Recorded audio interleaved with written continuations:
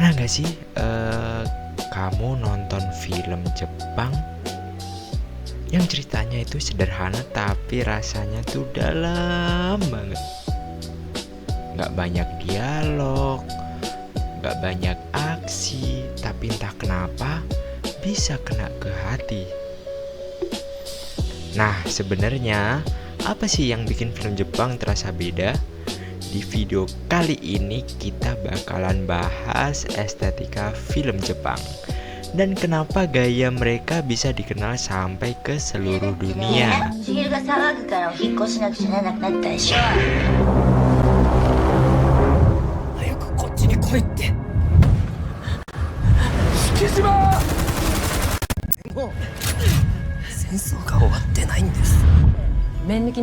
Hai, omachi. Mennuki. いただきます。このお店は食べたいもの言えば何でも作ってくれるから好きなもの言って。営業時間は夜12時から朝7時頃まで。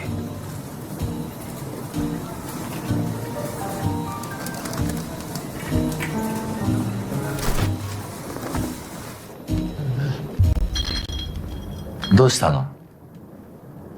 ママは？みたいだね。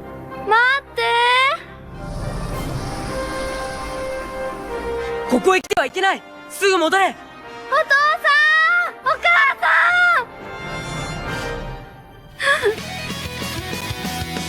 ん。やっと目を覚ましたかい。放課後？悪い、俺今日これからバイト。もうこんな田舎やだよ。こんな人生やだ。Kita mulai dari ciri khasnya dulu. Dari segi visual, film Jepang biasanya pakai warna yang bersih, gak terlalu ramai, tetap kontras. Komposisinya juga rapi, dan sering fokus ke hal-hal yang kecil, kayak angin yang berhembus, suara hujan, atau suasana sekitar. Hal-hal sederhana ini justru bikin suasana terasa hidup. Dari segi cerita, film Jepang sering pakai struktur yang disebut Kiso Tenketsu. Struktur ini punya 4 bagian. Ada pengenalan, pengembangan, kontras atau twist, dan penutup. Yang menarik, cerita Jepang gak selalu bergantung pada konflik besar. Kadang, yang penting itu bukan masalahnya, tapi perjalanan emosinya. Untuk karakter, film Jepang cenderung lebih realistis. Tokohnya nggak selalu pahlawan, bahkan sering cuma orang biasa dengan masalah kehidupan sehari-hari. Kalau di anime, desain karakternya lebih ekspresif, mata besar, rambut berwarna, dan ekspresi yang dilebihkan. Tapi tujuannya tetap sama, yaitu menyampaikan emosi dengan kuat. 麺抜きね。はい、お待ち。麺抜き。いただきます。このお店は食べたいもの言えば何でも作ってくれるから好きなもの言って。営業時間は夜12時から朝7時頃まで。人は深夜食堂って言ってるよ。いらっしゃい。やっと目を覚ましたかい。放課後？悪い、俺今日これからバイト。もうこんな田舎やだよ。こんな人生やだ。来世は東京のイケメン男子にしてください。 Sekarang kita masuk ke pengaruh budaya dan sejarah. Film Jepang sangat dipengaruhi oleh filosofi hidup mereka, seperti monono aware yang berarti keindahan dalam hal yang sementara, dan wabi sabi yang melihat keindahan dari ketidaksempurnaan. Makanya film Jepang sering terasa melankolis, tenang, dan penuh refleksi. Selain itu, ada juga pengaruh kepercayaan seperti Shinto yang menganggap alam mempunyai jiwa. Jadi, alam di film Jepang bukan cuma latar, tapi bagian dari cerita itu sendiri. もうすぐだよ。何この建物。門みたいだね。待っここへ来てはいけない。すぐ戻れ。お父さん、お母さん。八百万の神様たちが疲れを癒しに来るお湯屋なんだ。ここはね、人間の来るところじゃないんだ。Dari sejarah, trauma Perang Dunia Kedua juga berpengaruh besar.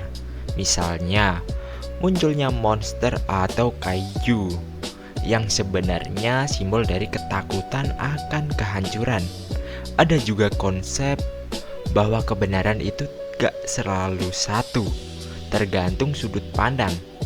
Dari sisi sosial, masyarakat Jepang lebih mengutamakan kelompok dan sering ada konflik antara kewajiban dan perasaan.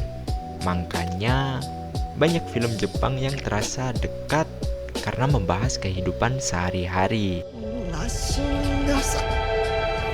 この辺りはぐるっと火に囲まれたんだ。生きて帰ってこいってそう言いましたよね。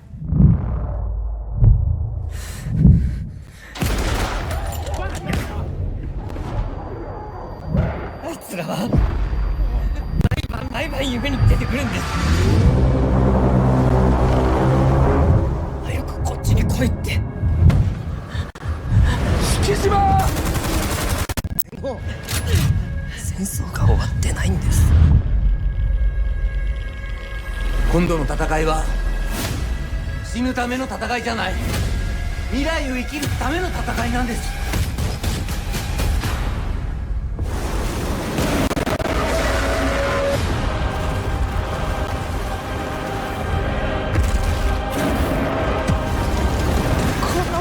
知らず。だって自分人が無手のせいでここは貴様だよ。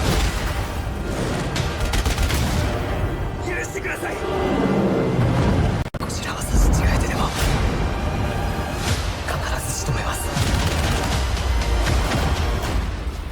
Kalau dari teknik, gaya film Jepang cenderung tenang.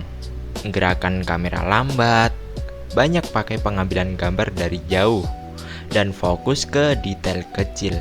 Tujuannya biar penonton bisa merasakan suasana secara utuh. Dalam animasi, gerakan kadang dibuat sederhana, tapi diganti dengan visual yang kuat dan cerita yang mendalam. Ini juga jadi cara untuk tetap efisien tanpa mengurangi kualitas emosi. Untuk mise en scene, semua elemen visual disusun dengan detail, bahkan keheningan pun punya peran penting.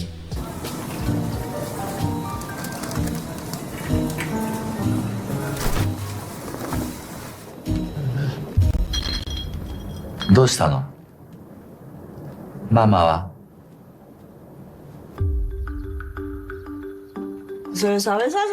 Dari segi musik, biasanya digunakan secara minimalis, tapi tepat sasaran. Editingnya juga nggak terburu-buru, jadi penonton punya waktu untuk benar-benar merasakan setiap momen. Estetika film Jepang bukan cuma untuk hiburan, tapi juga untuk menyampaikan emosi secara halus. Tanpa banyak dialog, mereka bisa bikin penonton merasa sedih, sepi, atau bahagia. Film Jepang juga jadi cara untuk memperkenalkan budaya mereka, mulai dari tradisi, kebiasaan hidup, sampai hubungan sosial. Dan yang menarik, kritik sosial sering disampaikan secara tidak langsung, lewat simbol, suasana, dan cerita sederhana. Menariknya, di Jepang sendiri, tidak semua orang menyukai anime karena dianggap kurang relate.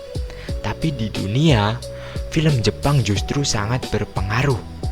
Banyak filmmaker terkenal seperti Quentin Tarantino terinspirasi dari gaya Jepang.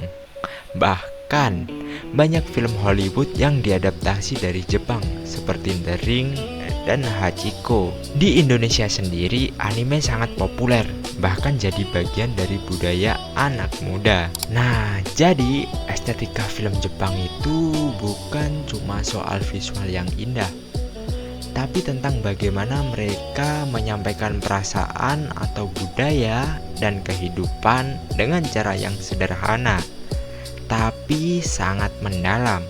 Dan mungkin itu alasan kenapa film Jepang bisa terasa begitu dekat di hati kita.